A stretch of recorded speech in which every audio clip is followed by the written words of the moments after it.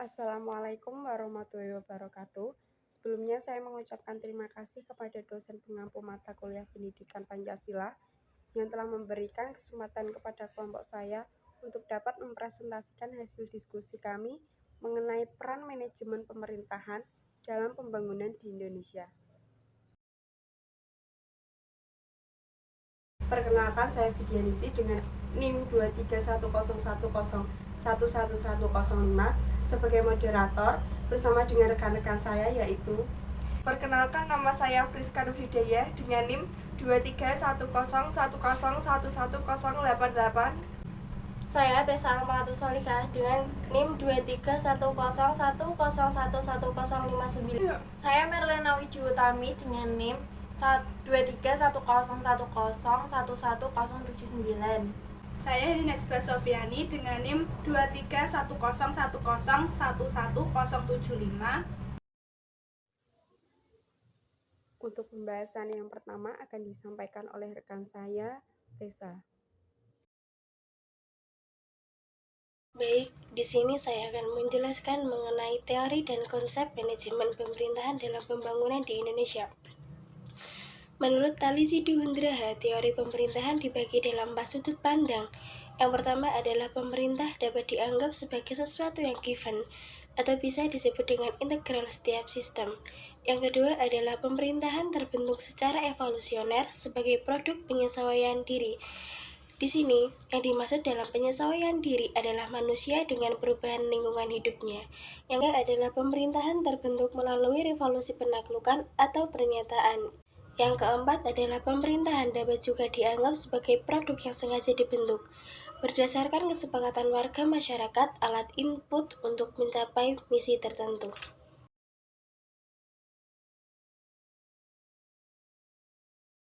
Selanjutnya kita akan memasuki dalam teori-teorinya. Yang pertama adalah teori klasik. Teori klasik sendiri berkembang dalam 3 jalur, yaitu birokrasi, dan birokrasi sendiri telah berkembang dalam berbagai bagian oleh para ahli sosiologi yang secara luas mengusahakan menjadi sesuatu yang ilmiah. Baik, saya akan melanjutkan penjelasan dari rekan saya yang pertama, yaitu tentang perubahan pembangunan organisasi pemerintahan di Indonesia. Yang pertama yaitu perubahan dan pembangunan organisasi. Agar perubahan organisasi mencapai tujuan yang direncanakan dan dapat bertahan dalam perubahan yang besar, perlu diperhatikan faktor organisasi tersebut, yaitu ada 2. 1. Faktor internal. Faktor internal merupakan segala faktor perubahan yang terdapat dalam organisasi yang dapat mempengaruhi organisasi dan kegiatan organisasi. 2. Faktor eksternal. Faktor eksternal merupakan penyebab perubahan dari luar organisasi. Adapun beberapa penyebab terjadinya perubahan yang disebabkan faktor eksternal ialah perkembangan teknologi, faktor ekonomi, peraturan pemerintahan seperti politik, hukum, kebudayaan, demografi, dan sosiologi. Yang kedua yaitu tahap perubahan organisasi. Perubahan organisasi merupakan perubahan yang berkaitan dengan pengembangan, perbaikan, maupun penyesuaian yang terkait dengan metode kerja ataupun sistem manajemen suatu organisasi. Kemudian, untuk melaksanakan perubahan organisasi, terdapat beberapa langkah yang perlu ditempuh, yaitu 1. Pengkajian, 2. Identifikasi, 3. Menetapkan perubahan, 4. Menentukan strategi, 5. Evaluasi. Yang ketiga yaitu metode pengembangan organisasi.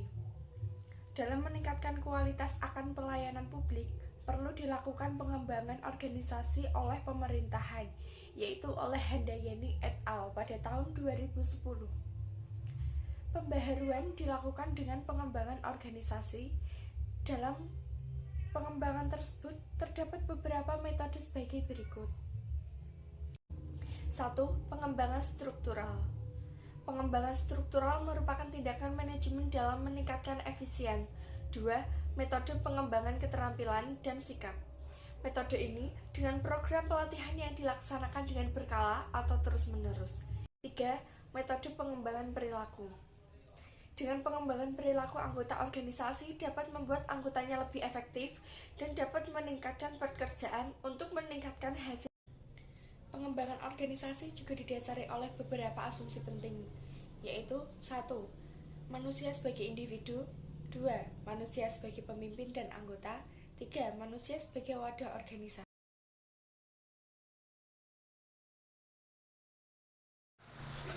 Baik, terima kasih. Di sini saya akan menjelaskan peran manajemen pemerintahan dalam pembangunan di Indonesia yang telah dibawakan oleh rekan saya sebelumnya.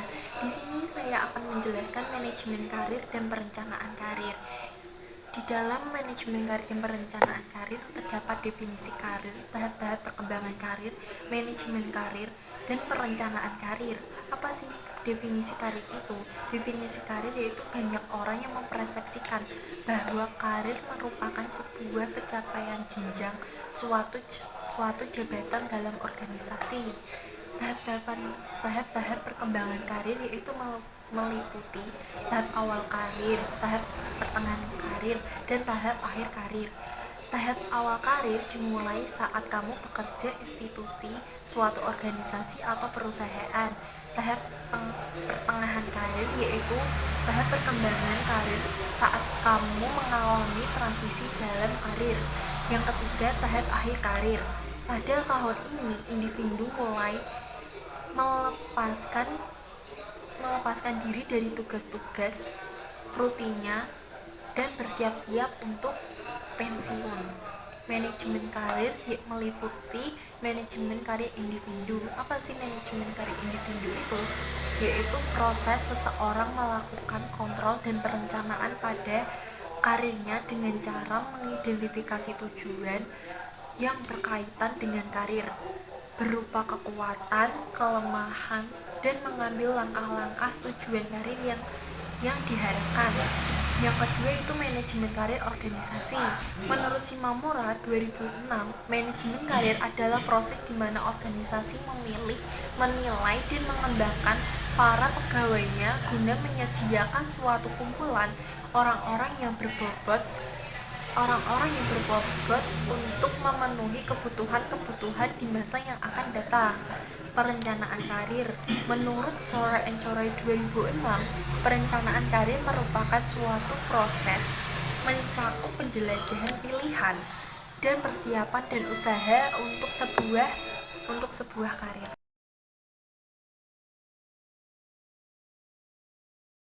Baik, terima kasih. Saya akan melanjutkan penjelasan peran manajemen pemerintah dalam pembangunan di Indonesia dari rekan saya sebelumnya. Di slide ini, saya akan menjelaskan The New Public Management dan The New Public Service Era Revolusi Industri 4.0.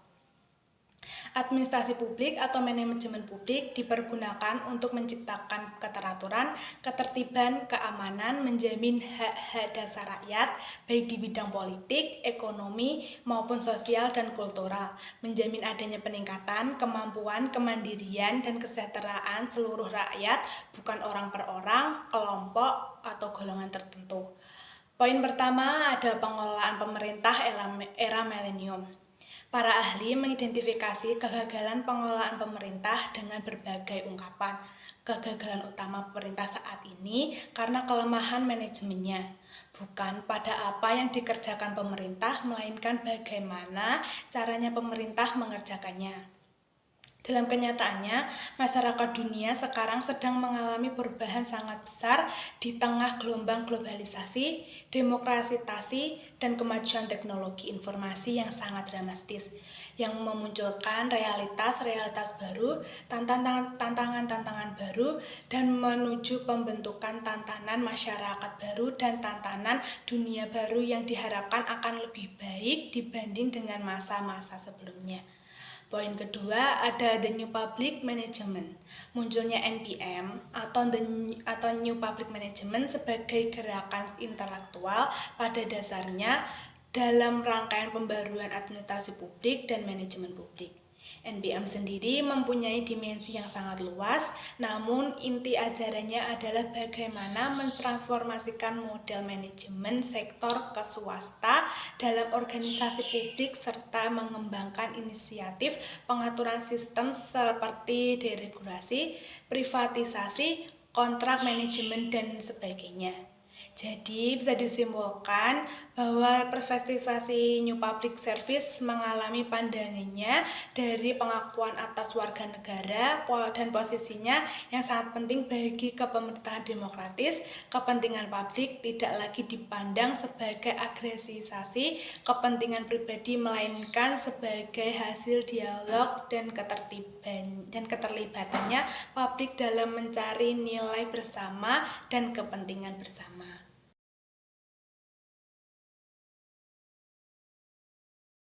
Baik, di slide kedua ada manajemen pemerintahan berbasis sumber daya manusia. Sebagai salah satu sumber daya organisasi, maka sumber daya manusia memiliki karakteristik yang berbeda dengan sumber daya lainnya. Perbedaan itu terletak pada hakikat manusianya, pada sumber daya manusia. Manusia memiliki rasa emosi, amarah, logika berpikir, benci, sayang, suka, sedih, sakit, dan gembira, dan sebagainya. Untuk itulah pengembangan sumber daya manusia membutuhkan perhatian dan dukungan yang besar dari pemangku kepentingan organisasional. Dimensi manusianya menjadi fokus dan lokus dari pengembangan sumber daya manusia, baik dalam organisasi privat maupun organisasi pemerintahan. Pada poin pertama ada konsep sumber daya manusia. Membahas dan menganalisa sumber daya manusia dapat dilakukan melalui subjek dan objek sumber daya manusia. Bagaimana sumber daya manusia dapat bekerja semaksimal mungkin dalam organisasi dan apa manfaat dan kegunaan menggunakan sumber daya manusia dalam organisasi. Dalam pencapaian tujuan organisasi, peranan dan sumbangan sumber daya manusia adalah sangat penting dan berarti. Kenapa dikatakan demikian? Karena faktor dinamis sumber daya manusia terletak pada konsep berpikir, bertindak, dan mengambil keputusan. Pada poin kedua ada sumber daya manusia dalam manajemen pemerintahan. Kemampuan mengartikulasikan kebutuhan masyarakat membutuhkan aparatur pemerintah yang memiliki proporsionalitas dan transparansi dan akuntabilitas, serta daya aparatur melakukan berbagai kegiatan pemerintahan dan yang cepat, tepat, dan akurat. Manajemen pemerintahan menetapkan sumber daya aparatur sebagai fokus utama penggerak dan pelaksanaan berbagai kebijakan dan strategi yang ditertibkan pemerintah. Jadi, bisa disimpulkan bahwa manajemen pemerintahan merupakan faktor penting dalam mensejahterakan masyarakat melalui optimalisasi kinerja aparatur pemerintahan, mengelola dan mengembangkan kuantitas dan kualitas sumber daya pemerintahan menjadi kunci penyelenggara pemerintahan dan pembangunan. Manajemen pemerintahan dan sumber daya aparatur atau sumber daya manusia memiliki hubungan yang saling mengisi dan melengkapi. Mengelola sumber daya pemerintah, baik sumber daya alam, sumber daya manusia, sumber daya buatan, dan sumber daya lainnya, menjadi sarana mempermudah dan memperlancar pencapaian kebutuhan masyarakat dengan maksimal. Baik, penjelasan berikutnya akan dijelaskan oleh rekan saya selanjutnya.